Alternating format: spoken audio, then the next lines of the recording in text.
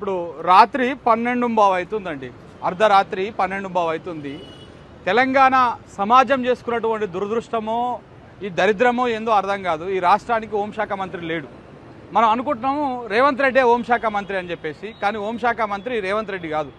నాకు తెలిసి రేవంత్ రెడ్డి ఆ శాఖని ఆయన దగ్గర పెట్టుకొని దానికి ఒక షాడో హోంశాఖ మంత్రిగా లోకేష్ నాయుడుకి అప్పచెప్పినట్టు కనపడతా ఉంది చూస్తూ ఉంటే. ఎందుకు ఈ మాట అంటా ఉన్నామంటే, ఇప్పుడు వాస్తవానికి మన కేవీఆర్ మీద నమోదైనటువంటి కేసు ఏదైతే ఉందో ఈ బొబ్బిలి పిఎస్లో, ఆ కేసే ఒక ఫాల్ట్ కేసు. అది పోలీసులు మ్యానిపులేట్ చేసుకొని ఎర్రి బుక్కు రాజ్యాంగాన్ని ఎర్రి అని వేరే బూతు పదం పెట్టి మ్యానిపులేట్ చేసుకొని పెట్టినటువంటి ఒక తప్పుడు కేసు. ఆ కేసులో మీరు అరెస్టు చేయడమే రేపు పోలీసు వ్యవస్థ అంతా కూడా న్యాయ వ్యవస్థ ముందు చట్టం ముందు తలదించుకోవాల్సినటువంటి పరిస్థితి ఇవాళ కాకపోతే రేపు వస్తుంది. ఆ తప్పుడు కేసు పెట్టినప్పుడు మేము ఒక 2 నెలల క్రితము ఈ తెలంగాణ సమాజం అంతా పోయి ఆ కేసులో అరెస్ట్ కాకుండా, అక్రమ అరెస్ట్ కాకుండా అడ్డుకోగలిగినాం.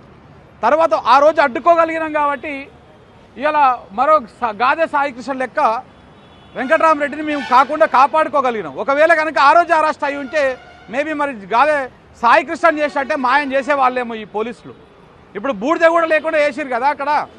సేమ్ అట్లనే ఏదేమో అక్కడ సొంత రాష్ట్రంలో ఉన్నటువంటి పౌరులకే ఆయన చనిపోతే డెడ్ బాడీ అందిస్తేందుకు కూడా కనీసము జాలి చూపినటువంటి ఏపీ పోలీసులు ఇప్పుడు మా తెలంగాణ బిడ్డని కనీసం మాకు జాడ చూడనిద్దురా. ఆ రోజు మేము అడ్డుకున్నాం. కానీ ఇవాళ మళ్ళా వచ్చి కనీసం ప్రొసీజర్ ఫాలో అవ్వలే.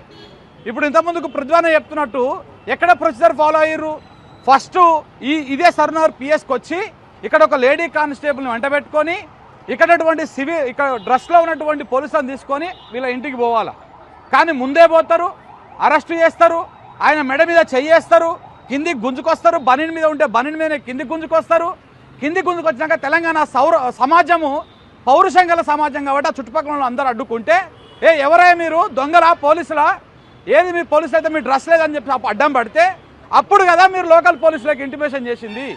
అప్పుడు కదా సిఐకి మీరు అరెస్ట్ వారెంట్ని పంపించింది. అప్పుడు కదా ఇక్కడ నుంచి పోలీసు వాళ్ళు అక్కడ దాకా వచ్చింది. అంటే ఏపీ పోలీసులు వచ్చినటువంటి వాడు పోలీసా దొంగనా వాడు ఎవడా అనేది మాకు తెలియదు. కానీ ఈ పోలీసులు వచ్చినాక ఓహో వచ్చింది ఏపీ పోలీసులు అని మాకు తెలిసింది. సో కాబట్టి ప్రొసీజర్ వీళ్ళు ఫాలో కాలే. ప్రొసీజర్ అక్కడ ఫాలో కాలేదు.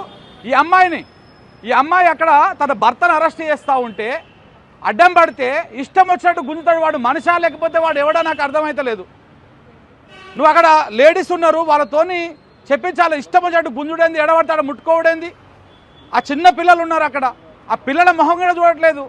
మరి అంత ఉగ్రవాదా వెంకటరామరెడ్డి, లేకపోతే ఏమన్నా తీవ్రవాదా, ఏమన్నా అదే చేస్తా ఉన్నాడా? ఈ మధ్యలో ఎవడో వాడు జబర్దస్తోడు 2 రాష్ట్రాల మధ్య చిచ్చు పెట్టిండు. వాడిని పట్టుకోరిపోయి ఇట్లా పట్టుకోరి తెలంగాణలోకి దమ్మున్నదని మాట్లాడండి కదా, వాడిని పట్టుకొని పోయి ఇదే పౌరుషం చూపించండి. మీరు పోయి ఇలా వచ్చి అరెస్ట్ చేస్తారు. వీడు తీసుకొచ్చి ఏదో చూపించినట్టు ఇక్కడ పోలీస్ స్టేషన్ చూపించుకొని బయటికి గుంజుకొని పోతారు. 200% రేవంత్ రెడ్డి గారికి నిజంగా కూడా ఏ మాత్రం చిత్తశుద్ధి ఉన్నా వచ్చినటువంటి పోలీసులను 24 గంటలు దాటక ముందుకు అరెస్ట్ చేయాలి. కేవీఆర్ను ఇమ్మీడియట్గా విడుదల చేయాలి. వచ్చినటువంటి వాడు పోలీసోడా కాదా క్లారిటీ ఇవ్వాలి. అసలు ఆ డీజీపీ గారికి ఫోన్ చేసిర్రా? ఈ రాష్ట్ర పౌరుని ఎట్లా తీసుకుపోతారు మీరు? ఏ రకంగా తీసుకుపోతారు? అది కేసే కాదు, అది ఫాల్ట్ కేసు, అది ఒక ఫేక్ కేసు. అది ఆ ఫేక్ కేసులో ఎట్లా అరెస్ట్ చేసి తీసుకుపోతారు? సో ఇలా చాలా అంశాలు ఉన్నాయి. ఈ రాష్ట్ర పోలీస్ వ్యవస్థను మొత్తాన్ని లోకేష్ చేతిలో పెట్టిండు రేవంత్ రెడ్డి. కాబట్టి ఇలా కళ్ళు మూసుకొని కూర్చున్నాడు. అది ఏదేమైనా ఇప్పటికైనా తెలంగాణ సమాజం అని తెలుసుకుంటూనే ఉన్నది. ఒకవైపు చూస్తున్నాం మనం 2 రాష్ట్రాల మధ్య ఎలాంటి పరిస్థితులు ఏర్పడతా ఉన్నాయో చూస్తున్నాం. ఇక్కడనే వాళ్ళు ఉంటారు, ఇక్కడనే వాళ్ళు పరిపాలన చేస్తారు. ఇప్పుడు చంద్రబాబు నాయుడికి బోనస్ రాష్ట్రం అనమాట మన తెలంగాణ. అక్కడనేమో సొంత రాష్ట్రం, ఇదేమో బోనస్ రాష్ట్రం. ఇక్కడనేమో ఎవడైనా ప్రశ్నిస్తే వాడిని అరెస్ట్ చేయాలి, అక్కడనేమో ప్రజలను భయపెట్టేసి దోసుకొని తినాలి. సో ఈ రకంగా జరుగుతుంది. ఏమైనా సరే కేవీఆర్ పట్ల ఏదైనా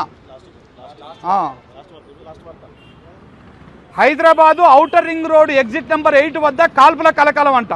మోస్ట్ వాంటెడ్ క్రిమినల్ పై పోలీసులు కాల్పులు జరిపినట్టు సమాచారం అంట. నిందితుడిపై ఏపీ తెలంగాణలో పలు కేసులు నమోదంట. ఎవరైనా ఈ క్రిమినల్ ఎవరండి? మా కేవీఆర్ఏనా ఏంది ఇది? మీరు ఇప్పుడు చూపించాలి ఇది ఎవరు, ఈ క్రిమినల్ ఎవరు? ఈ ఎగ్జిట్ నెంబర్ 8 దగ్గర క్రిమినల్ మోస్ట్ వాంటెడ్ క్రిమినల్ అని చెప్పేసి కాల్పులు చెప్తా ఉన్నారు. మరి బయటకు రాకుండా ఏమైనా కేసులు పెట్టి అక్కడ ఇప్పుడు ఈ తెలంగాణలో కూడా ఇది ఫ్యాషన్ అయిపోయింది. ఏడబడితే ఆడ కేసులు పెడతారు, అరెస్ట్ అయినప్పుడు అవన్నీ బయటకు తీస్తారు. మరి అట్లా ఏపీలో ఏమైనా కేసులు పెట్టిర్రా?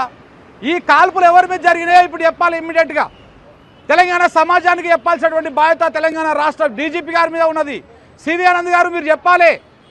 బిడ్డ ఈ తెలంగాణ మొత్తం బగ్గు అంటే ఇది తలగబడుతుంది, మీ ఇష్టం చెప్తున్నాం.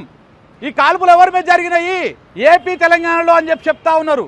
ఇక్కడ చూస్తుంటేనేమో ఒక దారుణంగా గుంజుకపోయిర్రు. ఇవన్నీ అనుమానాలు వస్తూ ఉన్నాయి.